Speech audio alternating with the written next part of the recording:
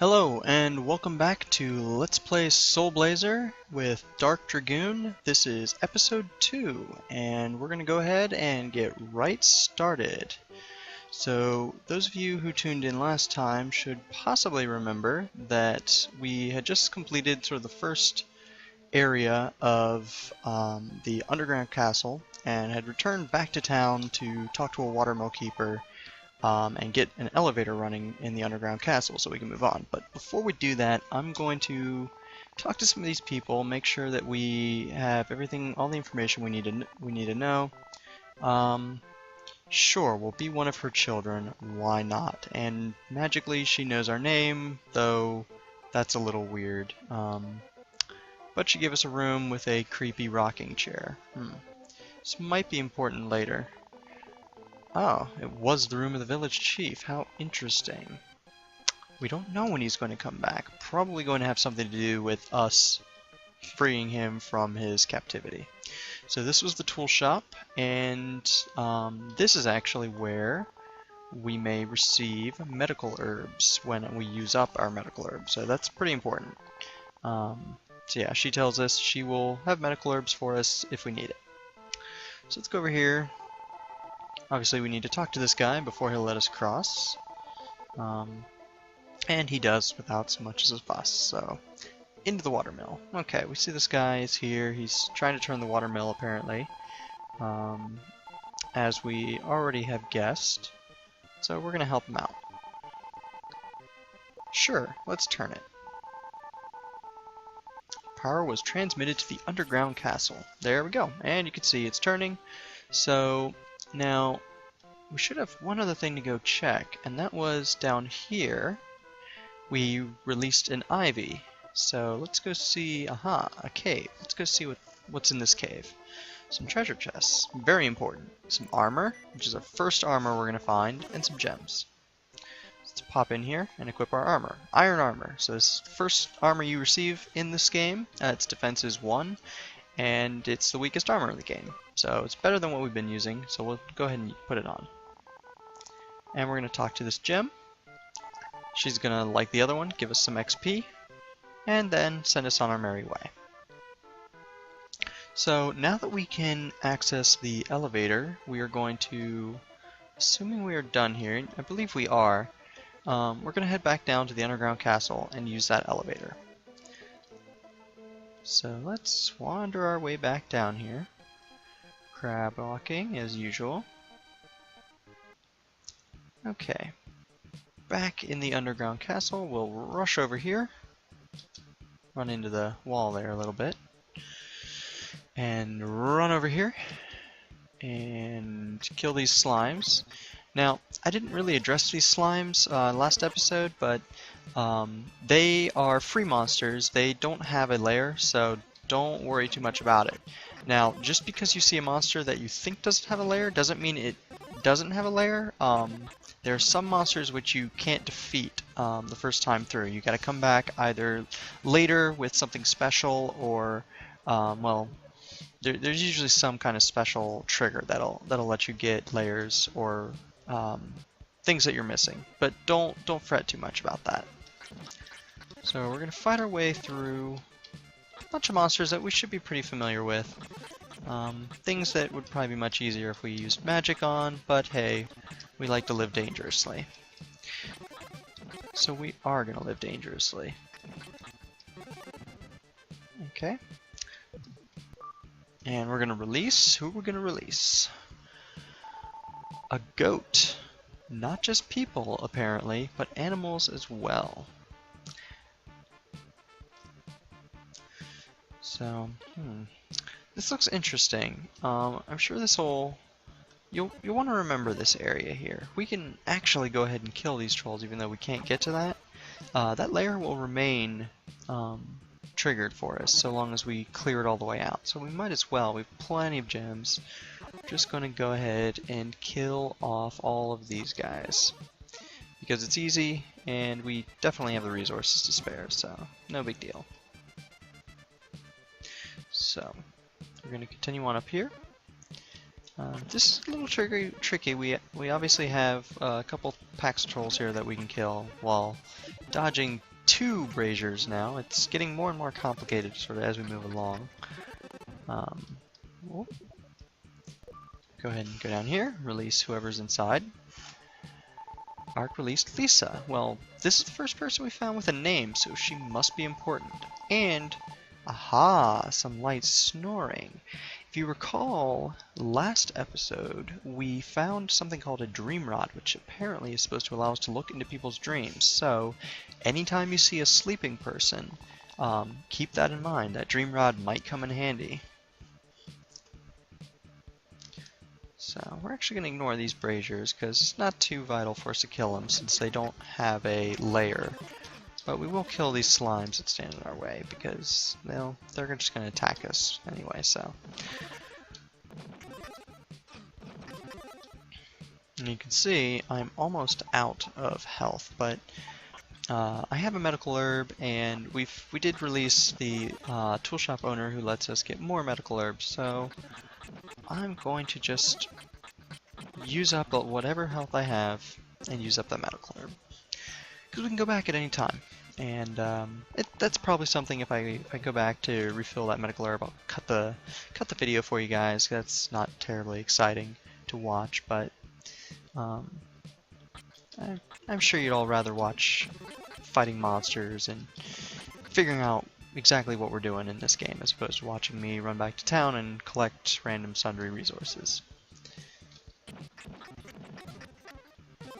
You're going to notice that more and more they kind of throw multiple layers at us at once, so we have to sort of deal with multiple things and how they sort of interact with each other. You can see that this is a little trickier than sort of handling these guys sort of individually on their own. So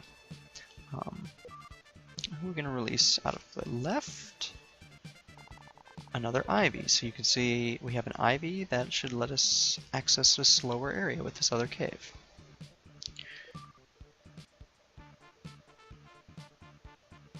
And we release toolshop owner's son. Well, that's interesting. Might have something for us later. We'll have to check that out. But for now, we'll continue. And we'll sort of run our way across these conveyor belts. You can see well, this is probably not the most efficient of paths I could take, but here's some more of these weird tennis ball wings. I'm still trying to figure out what they are. I think I'm going to go with bees, as I said last episode. Excuse me.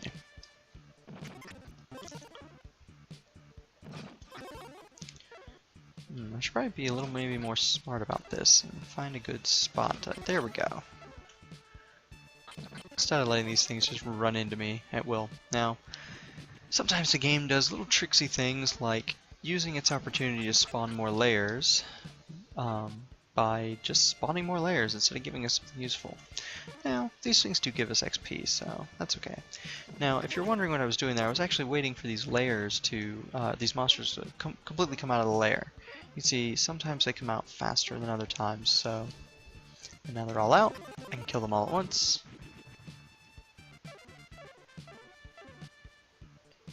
And save us some trouble. And we'll release someone. Piece of cake. A goat, another goat. Okay, that done. Let's zoom along these conveyor belts and see where they take us. Into some slimes, which I'll run right into. I'm not terribly careful when I play this, as you can probably tell. And kill another layer full of trolls. Nothing too complicated yet. Pretty much we've seen all the monsters that we're going to see in this underground castle. There's not too much variety in terms of different stuff. Oh, you see now we have to be a little extra careful because we are really low on health. So, I'm actually going to cut the video here and make a quick run back to town, so hold on. Alright, we made it back. We went ahead and just got a new medical herb because we were obviously very low on health and we kind of needed it. Since we'd already used it, we needed a new one. So we went back to town, talked to the tool shop owner, and she gave us another medicler, free of charge, of course. So we're gonna finally kill that layer full of mobs, and we're gonna go back and free that tool up. What do you think? Should we hit this? Let's go ahead. So that gives us a nice little shortcut back, but we're not quite done here, as you can see. There's plenty of monsters left to fight, including some over there, which I don't know if you noticed, but we can't actually get there yet. It's one of those areas that we're not really sure how to get to yet. But like I said, when you run into that sort of thing, don't fret too hard about it, as chances are, if you see in an area that you don't think you can get to, you probably can't until you do something. So once we clear out this group, I'm going to show you exactly how we get to that group of monsters and get the final layer that is in the underground castle. So let's hit this and see what happens. Arc released an old man and his house. There's a lot of old people living in this town, apparently. It's apparently Florida. Oh, he sees a ghost. So we're going to talk to this jewel. As the jewel says, it says we cannot be defeated with that sword, and we'll have to save those creatures once we return with the correct sword. Since we're done here, we might as well use the opportunity to go back. And that will take us right back to the entrance, and give us plenty of things to do around town, plenty of people to talk to. This flower pretty much just tells us about our dream rod, tells us a little more about it and how it's used. This guy over here is actually the guy who teaches you how to crab walk. So if you hadn't figured that out yet, you pretty much hold down one of your trigger buttons and just move, and you'll sort of move side to side, and your orientation will stay however it was when you started crab walking. That's pretty much what he tells you. He will inform you how to do that and actually show it to you a little bit. So we're going to run up here, and actually I might as well show you guys this while I'm here. You'll see my health is about half. If I want to fill it, I can just step into the shrine very briefly, and it'll fill up really fast. So while we are here, remember this, when we released this, we heard someone snoring. It looks to be this girl Lisa is snoring in here. So let's pop into our inventory, equip the dream rod, and talk to her. We're going to place the dream rod on her head and get whisked away into her dream. And you'll see we'll wind up in the underground castle. Apparently she's dreaming of this, but why? She's apparently dreaming about her father and she's trying to find her. I wonder who her father is. Aha, you remember what I said about that group of monsters down there that we weren't sure how to get to? By going into her dream and hitting this layer, we have opened up this passage. So now we can head back and get down there. So to get out of here, we just talk to her again. She's going to wake up. Simple as that. Oh, she doesn't want us in her house, so we'll try to leave. She'll apologize to us, and then she's going to tell us a little story. I had a very strange dream. It was about my father and someone who looked just like you. My father told me to give this paintbrush to you and tell you all I know. The brush is all I have left for my father. I hid it somewhere. When you come back to me with that brush, I will tell you all I know. Alright, well, while we are at it, why don't we run down there and check out what we can find in that area that we just opened up.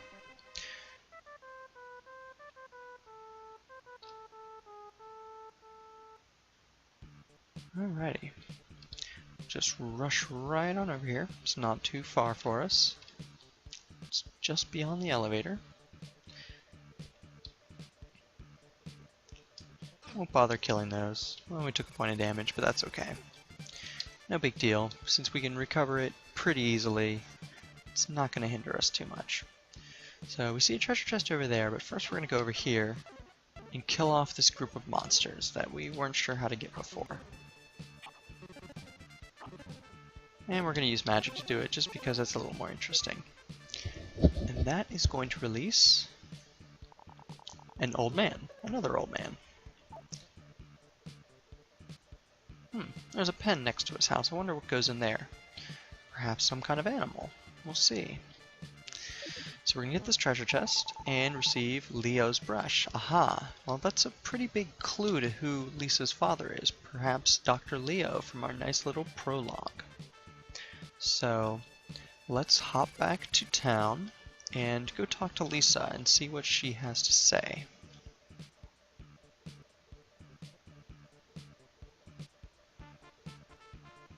So right back the way we came. Nothing fancy, just running. Okay, right back to town. Rush over there as fast as our legs will carry us, which is unfortunately not too incredibly fast. And we will go talk to her.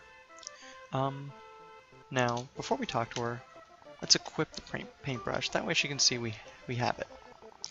You have found my father's paintbrush. I will now tell you what I know. One day, as I returned from shopping, I found a note. She pulled out the note and began to read. Lisa, I won't be able to see you for a while. If you have any problems, please see the village chief. Take care of your friends Turbo the dog, keep these names in mind now, Lou the dolphin, Gnome the snail, and Marie the doll. These are all going to be important later on in the game. The animals mentioned in the letter were once my father's pets. I don't understand what he is trying to say, though. I know you're a complete stranger, but will you please search for my father? Well, it doesn't give us a choice, so I suppose we're going to do it.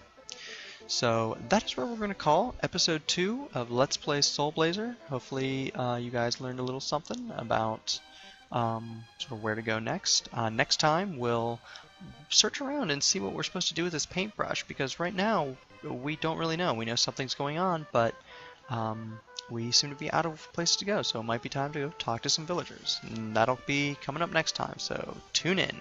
Thanks a lot for watching. Cheers.